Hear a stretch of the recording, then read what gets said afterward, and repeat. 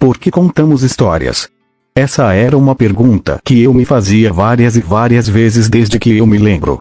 Para falar a verdade, eu acabei voltando a me perguntar sobre isso depois de fazer 2 vídeos para o meu canal do YouTube.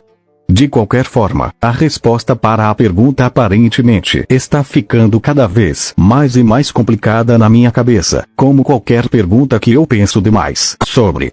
Acho que é 50% um superpoder, 50% um tipo de maldição fodida. Alerta de spoiler.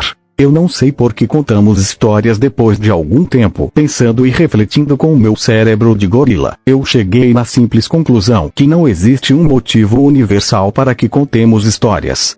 Algumas pessoas contam histórias como forma de criticar algo. Outras, como uma forma de ganhar dinheiro. Alguns desejam de fato receber créditos e serem lembrados pela história como homens e mulheres que criaram algo, pelo menos algo que valesse a pena ver de novo, algo que pode ser uma história biográfica ou uma fantasia de algum tipo. Existem também as pessoas que querem criar histórias simplesmente pela vontade de terem uma história, e o fato de terem uma história acaba sendo motivo suficiente para que essa história seja criada, mesmo que não seja apreciada por outros. Para esses, o motivo da história é o que menos importa, e a história em si é o que importa de verdade. Mas para entender melhor os ritos de contar histórias, precisamos retornar a milhares de anos no passado, antes do Homo sapiens sapiens, para o tempo em que o homem ainda vivia contando histórias ao redor de uma fogueira, pintando-as nas paredes como pinturas rupestres que precisavam ser interpretadas pelos mais velhos para os mais novos, que interpretaram as mesmas para os seus descendentes. As histórias contadas nessa época tinham grande importância, pois além de falar das crenças religiosas que perpetuavam as tribos desde a era das tribos nômades, que tinha que se contentar em desenhar figuras nas sombras das fogueiras, eram histórias sangrentas, com lições de moral conquistadas baseadas nas mortes dos companheiros dos que estavam falando. As crianças tinham que ouvir as histórias não apenas como contos épicos e heróicos, mas como verdadeiras histórias de terror nas quais aqueles que estavam ausentes eram as vítimas da próxima história a ser contada. Centenas de anos se passam. Ao invés de serem simplesmente contadas, as histórias começaram a serem repassadas na forma da escrita cuneiforme, que surge por volta de 3500 a.C. na Mesopotâmia, pela mão dos sumérios. Essa era uma nova forma de tradição para transmitir informações, e entre essas informações, histórias. Com o nascimento da escrita, nasceu também a palavra não dita ou a palavra não falada. Uma forma de comunicação completamente revolucionária que poderia permitir que a história fosse descoberta mesmice 5.500 anos depois. Mas a escrita não foi o suficiente. O mundo precisava de uma nova forma de comunicação e assim surgiu o teatro. O teatro surgiu na Grécia Antiga, no século IX a.C. O teatro se baseava em representar, simular e se utilizar de artifícios como atuação e música para se contar uma história.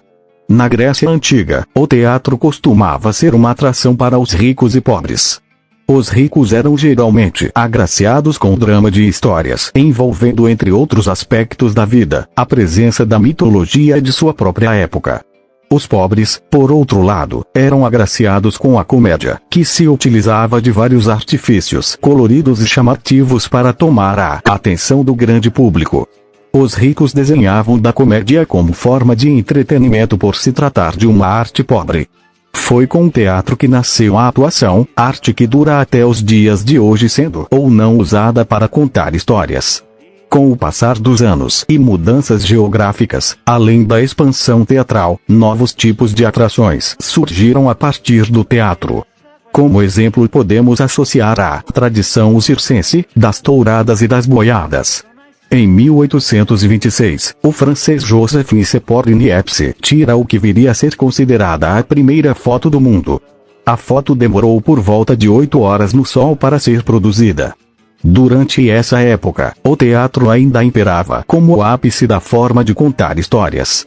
Outra revolução no modo de contar histórias ocorreu em 1895, com La Rivière du Train, ou como ficou conhecido nas terras tupiniquins chegada do trem. Um pequeno vídeo produzido e exibido pelos irmãos Lumière. O vídeo demonstrava a chegada de um trem em uma estação.